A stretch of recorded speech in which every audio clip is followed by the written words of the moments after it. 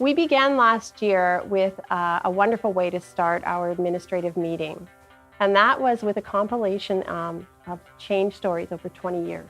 Administrators, their question that they had to answer was, what made change happen? And we talked a lot about what each one of them was. And so the first one is that students know their learning intentions. And we talked about, well, what would it look like? A master teacher, what does it look like when students really have ownership over their learning intentions? So they started to talk about it, and they developed what we ended up calling progressions. Over about the last 5 years, our district has invested in teacher leadership. And one important aspect of the teacher leadership program are pedagogy leads. So each school has at least one teacher designated as their pedagogy lead. And they provide at-the-elbow support for their colleagues, for their staff to go into classrooms and experiment and implement research-based practices to improve teaching and learning. The principals have developed the practice progressions, and our pedagogy leads are looking at implementing and bringing alive those practice progressions. So often the pedagogy leads will explore these research-based practices in their own classroom and provide that bridge from theory to practice. So once they've tried something in their own classroom, they can then present it to staff members and provide that at-the-elbow support and help them make modifications or adaptations so that it suits that particular subject area or grade level in their context. And the pedagogy leads really provide that leadership from the middle within the schools. We meet monthly with our pedagogy leads, and in those meetings, we really look deeply into the practice progressions. So first of all, our practice progressions, progression number 1 is learning intention. And so that means making sure that the students are aware of what the learning intention is and why they're learning that. Practice progression 2 talks about success criteria. So whether that means involving the students in co-constructing criteria when possible, but also knowing what success looks like, whether that's through anchor papers or exemplars, and having that opportunity to explore what is the success, what does success look like. The third practice progression is feedback. And this practice progression involves giving students ample opportunities to attempt learning and to get better at learning so that they can move along that success criteria and not have just a one and done type of assessment. The fourth practice progression involves the use of technology. So using technology to do things that weren't previously possible, whether that's students having access to instructional videos that they can re-watch how to solve this math problem, or different ways to express their learning so that they don't have to do just traditional pen and paper style activities. The fifth practice progression is sharing goals. So this highlights the importance of student collaboration and working together as a team to solve problems and building upon each other's strengths. The final practice progression is about owning and caring about the learning. So that might involve students being able to teach other students how to do something, taking that leadership role in the classroom and being actively engaged and responsible for their learning. We want administrators excited, we want teachers working with them, we want this room where we often have our meetings just bursting with energy. So as we enter 2018-19, we're excited about the practice progressions. It's focused our work. I think we have exceptional teacher leadership, and most importantly, we have really strong district leaders as well, working with the teacher leaders.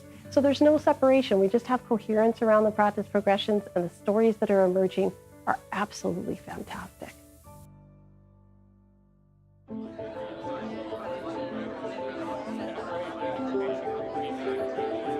We're focusing tremendously on this idea of capacity building of leadership among you in a school community.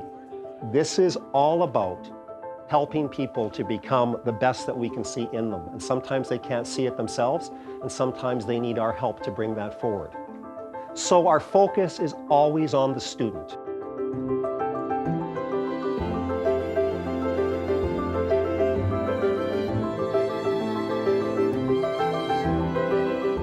As the pedagogy lead, it's my role to meet with other teachers and just work with them to look at what kind of practices they're using right now, what things they might try or opportunities that they have to try and be more intentional about some of these practice progressions moving forward.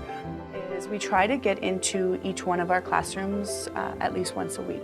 We're really trying to push our teachers to really state that learning intention, just so the kids know where they need to be by the end of the lesson or the end of the unit. The practice progression that I worked on with my class was learning intention.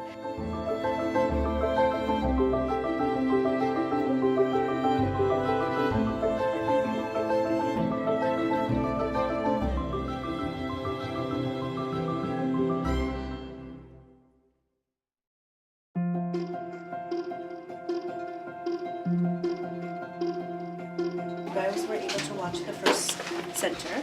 So who can explain to me, what is your goal for this center? What are you going to try? We follow the guide model with guided math. We had a variety of different stations that were really hands-on for the kids, but also had both low-tech and high-tech involved so that it could fit with the different students and their learning preferences. One of the great things that technology allows the students to be able to do, and that creates new exposure for the students, is it really does put student choice back into their hands, which we know is very important with regards to engagement and student learning. When they're documenting their learning, we're not telling them how to document their learning. They are choosing as a student if they want to document their learning through picture, through video, through drawing, and through app smashing, whichever they prefer, to be able to show what they've learned and how they've grown. I'm definitely going to be changing my teaching practices for next year. I'm going to be starting with guided math right from the beginning of the year. This is very much worthwhile because of the learning that we're seeing from the students.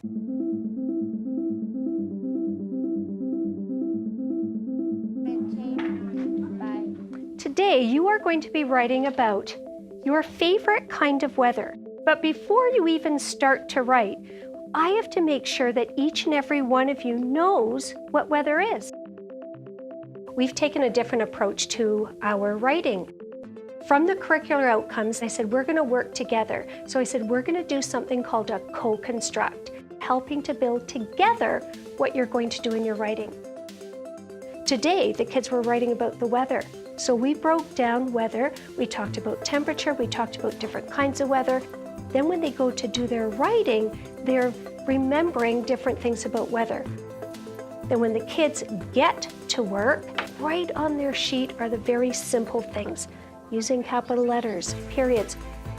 That's what I'm going to be assessing on them, so they can go right on it. They check it off when they've done it. I was in the classroom today and one of my kids had the first 4 boxes checked off, but not the last one, and I checked and it said illustration. They hadn't started drawing, so I knew that they were actually paying attention to what they're doing. Their writing has improved, and not just words on a paper, the mechanics of their writing, using capitals, putting periods, and then outside of Writer's Workshop, they transfer that knowledge to their everyday writing.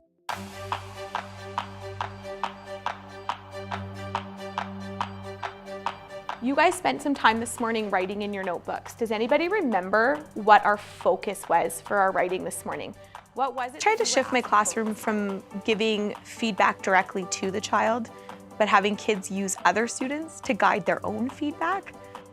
We call it sticker walk. When they know that they're writing for their peers and that somebody's actually going to go and validate what they're writing, it really gives them an opportunity to put a ton of quality into what they're doing. The kids get to choose what they want to share for that day, so they get to open up their notebook and put it out for all their friends to read. And by allowing them to put stickers in, it gives them immediate feedback. So today we worked on transition words. So that child who has tons of stickers knows, like, okay, well, I did good. Like my friends love what I did good transition words.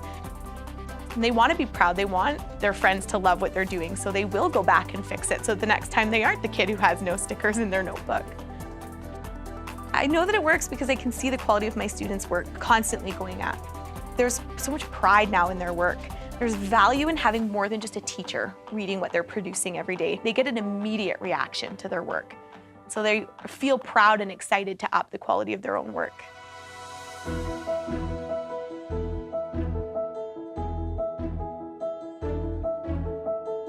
Make a short YouTube video. It could be how to clone mint. It could be how to set up a tower garden, or... Today we were working on trying to set up a school YouTube channel where If somebody Googled how to thread a needle or how to make basil hydroponic system, something like that, that it'd be incredible if we had students that came up and were explaining how to do some of these things that they're doing in class. And then also benefits the students by having to create that content as well. They're learning through teaching others.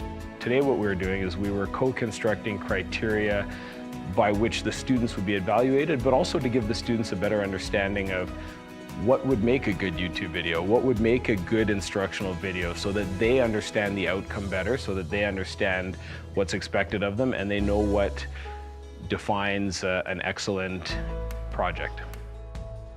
It also is just something that we can show how proud we are of the students and how proud we are of the work that they're doing, and something that they can be proud of as well. So they can look back and, oh yeah, I did that, or my video got so many views, and hopefully learn something in the process too.